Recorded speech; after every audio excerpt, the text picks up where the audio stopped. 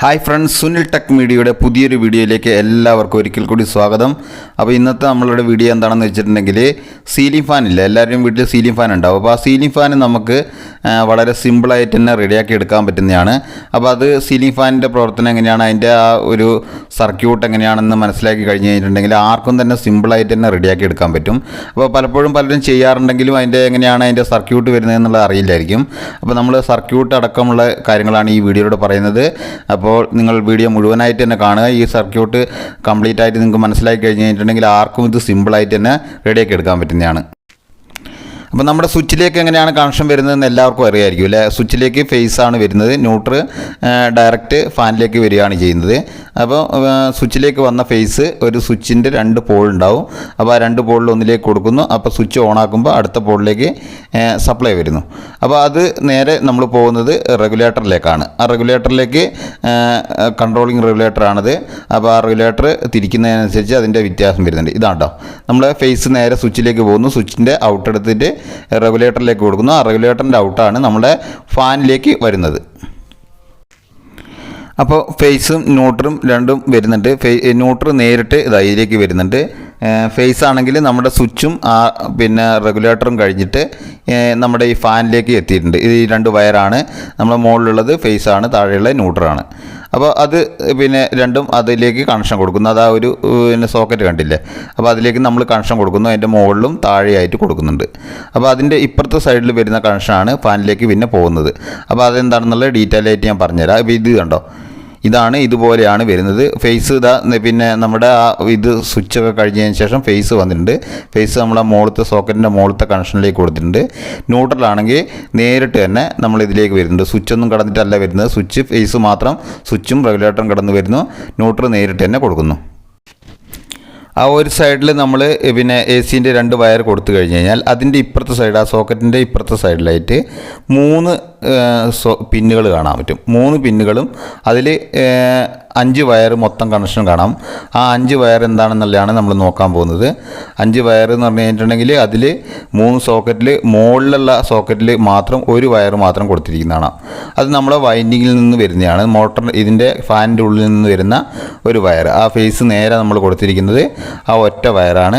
അത് നേരെ മോട്ടറിൻ്റെ വൈൻഡിങ്ങിലേക്ക് പോകുന്നതാണ്. പിന്നെ താഴെ വരുന്ന 2 പിന്നുകൾ കാണുന്നില്ല. 2 പിന്നുകളിൽ 2 എണ്ണത്തിൽ ഈ 2 വയർ വെച്ച് കൊടുത്തിട്ടുണ്ട്. അപ്പോൾ അത് ഒന്ന് സ്റ്റാർട്ടിങ് വൈൻഡിങ്ങും ഒന്ന് റണ്ണിങ് വൈൻഡിങ്ങുമാണ്. ആ 2 വൈൻഡിങ്ങാണ്. അപ്പോൾ അതിൽ 2ലും നമ്മൾ കപ്പാസിറ്റർ കൊടുത്തതായിട്ടും കാണാൻ പറ്റും. അപ്പോൾ കപ്പാസിറ്റർ അടിയിൽ വരുന്നതിൻ്റെ അകത്ത് കപ്പാസിറ്ററിൻ്റെ ഒരു സൈഡും സെൻറ്ററിൽ വരുന്നതിൻ്റെ അതിനും കപ്പാസിറ്ററിൻ്റെ മറ്റേ സൈഡുമായിട്ട് കൊടുത്തിരിക്കുന്നത് കാണാൻ പറ്റും. അപ്പോൾ അത് റണ്ണിങ് വൈൻഡിങ്ങും സ്റ്റാർട്ടിങ് വൈൻഡിങ്ങും 2 അപ്പോൾ ഇതിൻ്റെ കണക്ഷൻസൊക്കെ നമുക്ക് അറിയാൻ പറ്റുവാണെങ്കിൽ നമുക്ക് ഇതിൻ്റെ അകത്തുള്ള ഒരുപാടുപെട്ട എല്ലാ കംപ്ലയിൻറ്റുകളും റെഡിയാക്കി എടുക്കാൻ പറ്റും. ഇങ്ങനെയാണ് നമ്മൾ ഓരോ സാധനങ്ങളും സർക്യൂട്ട് വെച്ച് നമ്മൾ പഠിക്കുകയാണെങ്കിൽ നമുക്കത് ഇനിയിപ്പോൾ നമ്മൾ അഴിക്കുമ്പോഴെങ്ങാനും അതിൻ്റെ കണക്ഷൻ മറന്നു പോയാലും നമുക്ക് ഈ സർക്യൂട്ട് വെച്ചിട്ട് റെഡിയാക്കാൻ പറ്റും, കണക്ഷൻ കൊടുക്കാൻ പറ്റും, മാറിപ്പോകില്ല ഒരു കാരണവശാലും. അപ്പോൾ നമുക്ക് മറ്റുള്ള പ്രശ്നങ്ങളൊക്കെ ഒഴിവാക്കാൻ പറ്റും. നമ്മൾ അറിയാതെ ഇതിലൊക്കെ കൊണ്ട് കൊടുത്തു കഴിഞ്ഞിട്ടുണ്ടെങ്കിൽ അത് കംപ്ലയിൻറ്റ് വരാനുള്ള സാധ്യതയുണ്ട്. ഇപ്പോൾ ഇത് കണ്ടോ, നമ്മൾ ഫേസ് വന്ന് പിന്നെ ന്യൂട്രും ആ സോക്കറ്റിൻ്റെ ഒരു സൈഡിലേക്ക് വന്നു. രണ്ടാമത്തെ സൈഡിൽ 5 വയർ കാണുന്ന കണ്ടില്ലേ, മുകളിലത്തെ വയർ നമ്മൾ നേരിട്ട് തന്നെ അത് ഫാനിലേക്ക് പോകുന്നുണ്ട്. സെൻറ്ററിലുള്ളതിൻ്റെ അകത്ത് കപ്പാസിറ്റർ കണക്ട് ചെയ്തിട്ടാണ് കൊടുത്തിരിക്കുന്നത്. അപ്പോൾ ഇതുപോലെ താഴെ വരുന്നതിനും കപ്പാസിറ്ററിൻ്റെ മറ്റേ പിന്നെ ഇത് കണക്ട് ചെയ്തിട്ടാണ്. അപ്പോൾ ഈ കപ്പാസിറ്ററും കാര്യങ്ങളൊക്കെ കംപ്ലയിൻറ്റ് വരുമ്പോൾ എന്താ ചെയ്യേണ്ടതെന്നുള്ളത് ഞാൻ പറഞ്ഞുതരാം. നമുക്ക് സാധാരണ ഇതിൻ്റെ അകത്ത് വരുന്ന കംപ്ലയിൻറ്റുകളെല്ലാം നമുക്ക് സാധാരണക്കാർക്ക് തന്നെ റെഡിയാക്കി എടുക്കാൻ പറ്റുന്നേ ഉള്ളൂ. നമുക്കിപ്പോൾ വൈൻഡിങ് ഒഴികെ, വൈൻഡിങ് നമുക്ക് ചെയ്യാൻ പറ്റിയെന്ന് വരില്ല എല്ലാവർക്കും. പക്ഷേ വൈൻഡിങ് നമുക്കത് വാങ്ങാൻ കിട്ടുന്നുണ്ട് ഓൺലൈനായിട്ടും. പിന്നെ ആമസോണിലും അതുപോലെ ഫ്ലിപ്കാർട്ടിലൊക്കെ അതിൻ്റെ ഇത് കിട്ടുന്നുണ്ട് നമുക്ക്. അതുകൂടാതെ നമുക്ക് ഈ ഇലക്ട്രിക് ഷോപ്പുകളിൽ ഇതിൻ്റെ ഈ സ്പെയർ പാർട്സ് വിൽക്കുന്ന ഷോപ്പുകളിലും വാങ്ങാൻ കിട്ടുന്നതാണ്. അപ്പോൾ അങ്ങനെ നമുക്ക് മാറ്റിയിടാവുന്നതാണ്. അപ്പോൾ ഇത് കണ്ടോ, അതിൻ്റെ കണക്ഷൻസ് ഏകദേശം നിങ്ങൾക്ക് മനസ്സിലായി കാണുമെന്ന് വിചാരിക്കുന്നു. അപ്പോൾ ഇതിൻ്റെ കൂടുതൽ ഡീറ്റെയിലുള്ള കാര്യങ്ങൾ ഞാൻ പറഞ്ഞുതരാം. ഇതെന്ന് വെച്ചിട്ടുണ്ടെങ്കിൽ ഇതിൻ്റെ ഉള്ളിലുള്ള സർക്യൂട്ടും കാര്യങ്ങളും എങ്ങനെയാണ് വരുന്നതെന്നുള്ളതൊക്കെ നമുക്ക് കാണിച്ചു തരാൻ പറ്റുന്നതാണ്. അപ്പോൾ നിങ്ങൾക്ക് ഈ വീഡിയോ ഇഷ്ടമാവുകയാണെങ്കിൽ ഒന്ന് ലൈക്ക് ചെയ്യാനും ഷെയർ ചെയ്യാനും സബ്സ്ക്രൈബ് ചെയ്യാനും മറന്നു പോകരുത്. നിങ്ങളുടെ സപ്പോർട്ടാണ് നമുക്ക് പുതിയ വീഡിയോ ഇടാനുള്ള ഒരു പ്രചോദനം. അപ്പോൾ അതുകൊണ്ട് എല്ലാവരും ഒന്ന് സപ്പോർട്ട് ചെയ്യുക, ലൈക്ക് ചെയ്യാൻ മറന്നു പോകാണ്ട് ലൈക്ക് ചെയ്യുക. അപ്പോൾ നമ്മളിത് ഇത്രയും കാര്യങ്ങൾ നിങ്ങൾക്ക് ഏകദേശം മനസ്സിലായി എന്ന് വിചാരിക്കുന്നു. അപ്പോൾ നമ്മളിത് ഇനി അഴിക്കുകയാണിത്. അഴിച്ചു കഴിഞ്ഞിട്ടുണ്ടെങ്കിൽ ഇതിൻ്റെ ഉള്ളിൽ നമ്മളെ പിന്നെ വൈൻഡിങ് ആണ് കാണുന്നത്. ആ വൈൻഡിങ് എങ്ങനെയാണെന്നുള്ളത് നമുക്ക് നോക്കാം. അപ്പോൾ ഇതുപോലുള്ള കാര്യങ്ങളൊക്കെ നമുക്ക് പഠിച്ചു വെച്ച് കഴിഞ്ഞിട്ടുണ്ടെങ്കിൽ നമുക്ക് ഒരുപാട് കാര്യങ്ങൾ വീട്ടിൽ തന്നെ ചെയ്യാൻ പറ്റും. അപ്പോൾ അങ്ങനെയുള്ള വീഡിയോസാണ് ഞാൻ ഇതിനകത്ത് ഇടുന്നത്.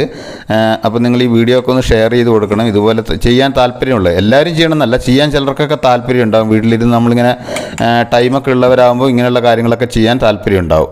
ഇത് കണ്ടാൽ നമ്മൾ ഫേസ് 230 വോൾട്ട് ഫേസ് ന്യൂട്രൽ അത് സപ്ലൈ കൊടുത്തു, AC കൊടുത്തിട്ട് ആ ഫേസ് അത് നേരെ ഇങ്ങനെ പോകുന്നുണ്ട്. അത് പോകുന്നത് സ്റ്റാർട്ടിങ് വൈൻഡിങ്ങിലേക്കും റണ്ണിങ് വൈൻഡിങ്ങിലേക്കും ആണ് പോകുന്നത്. കണ്ടില്ലേ, മുകളിലുള്ള ഇത് കണ്ടോ, P എന്ന് എഴുതിയത് നേരെ പോകുന്നത് റണ്ണിങ് വൈൻഡിലേക്കും സ്റ്റാർട്ടിങ് വൈൻഡിലേക്കാണ്. താഴെ വരുന്ന ന്യൂട്രൽ നമ്മൾ അതിൻ്റെ അകത്തൊരു കപ്പാസിറ്റർ ഇട്ടിട്ട് സ്റ്റാർട്ടിങ് വൈൻഡിങ്ങിലേക്ക് കണക്ട് ചെയ്തിട്ടുണ്ട്. അതുപോലെ തന്നെ മറ്റേ ഇത് പിന്നെ ഇതിലേക്കും കൊടുത്തിട്ടുണ്ട്, റണ്ണിങ് വൈൻഡിൻ്റെ ഒരു എൻഡിലേക്കും കൊടുത്തിട്ടുണ്ട്. അപ്പോൾ ഇതാണ് നമ്മളെ സ്റ്റാർട്ടിങ് വൈൻഡിങ് ഉള്ളിലുള്ള കാണുന്നതാണ് സ്റ്റാർട്ടിങ് വൈൻഡിങ് വരുന്നത്. പുറത്ത് കാണുന്നതാണ് റണ്ണിങ് വൈൻഡിങ് വരുന്നത്.